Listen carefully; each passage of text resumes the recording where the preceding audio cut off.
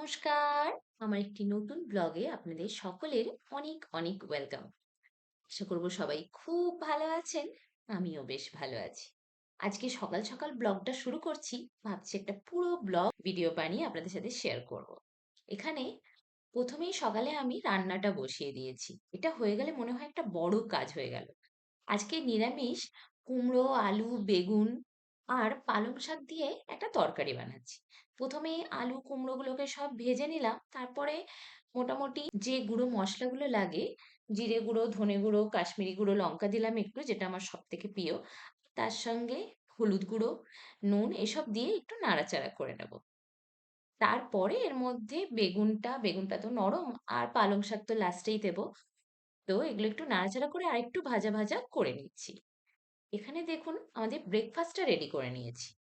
আজকে ব্রেকফাস্টে বানিয়েছি চিড়ের পোলাও। এটা আমার আর মেয়ের একসঙ্গেই নিয়ে নিয়েছি। চলুন ব্রেকফাস্টটা করে নিই, আর তার সঙ্গে সঙ্গে আমাদের রান্নাও চলছে। এরপরে দেখছি একটু ভাজা ভাজা হয়ে গেছে, মানে মশলাটা আরো মিক্স হয়ে গেছে। এখন বেগুনটা দিয়ে দিলাম। বেগুনটাকেও ভালোভাবে মিক্স করে নিয়ে মশলার সঙ্গে তারপরে দিয়ে দিচ্ছি পালং শাকটা। পালং শাকটা দিয়ে পরে একদম ফ্লেমটা আস্তে করে ঢাকা দিয়ে বসিয়ে দেবো তরকারিটা। কি খাচ্ছ?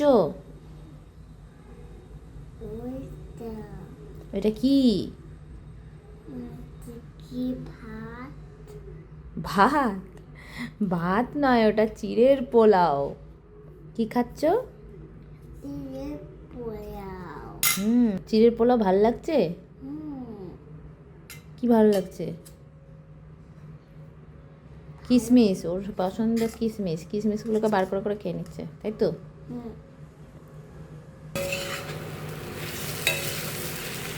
হয়ে গেছে। আশা করি তরকারি কোয়ান্টিটি খুব একটা পার্সেল এসছে। এই দেখুন জানলা দিয়ে তাকে দেখা যাচ্ছে। সে আর ওপরে আসছে না, ওই বাইকের মধ্যেই বসে আছে ফোন করে করে।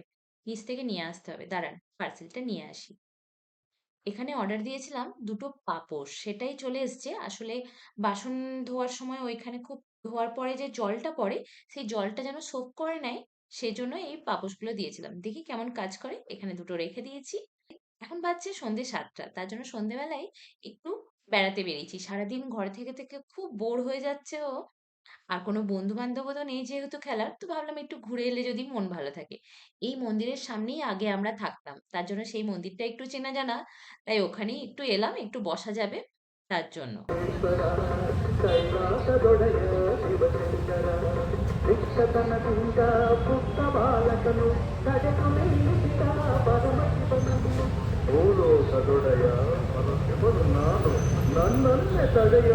আর মন্দিরে এসেই ও পেয়ে গেছে ওর একটা বন্ধু, যাতে খুব আনন্দ পেয়েছে। খুব ভালোভাবে ওরা কিছুক্ষণ খেলে নিল, যাতে আমিও হ্যাপি, ও খুব হ্যাপি। বাচ্চাদের বন্ধুত্ব বানাতে টাইম লাগে না বলুন? একটু দেখা হলেই ওরা বেশ বন্ধু হয়ে যেতে পারে।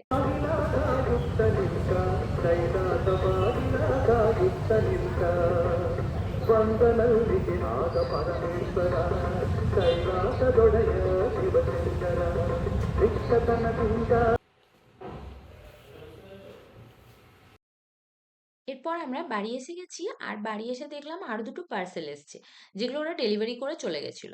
পেমেন্ট করা ছিল তাই বাড়ির সামনে রেখে দিয়ে চলে গেছে। একটা দিয়েছিলাম নাইফ হোল্ডার, সমস্ত ছুরি কাঁচি সমস্ত কিছু রাখার জন্য, কিন্তু এটা মনে হচ্ছে না সমস্ত কিছু থাকবে, এটা উল্টেই যাচ্ছে। দেখা যাক ছোট ছোট চামচগুলো এর মধ্যে থেকে যাবে। তো মেবি এটা ডাইনিং টেবিলের মধ্যে রেখে দেবো।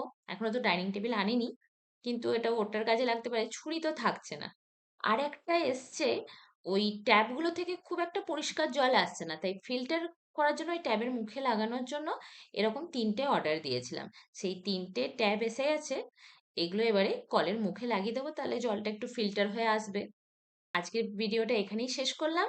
কেমন লাগলো আপনাদের আমার এই ব্লগ ভিডিওটি অবশ্যই কমেন্টে জানাবেন। আপনাদের কমেন্টের অপেক্ষায় রইলাম। খুব তাড়াতাড়ি দেখা হবে নতুন একটি ব্লগে। ততদিনের জন্য বাই।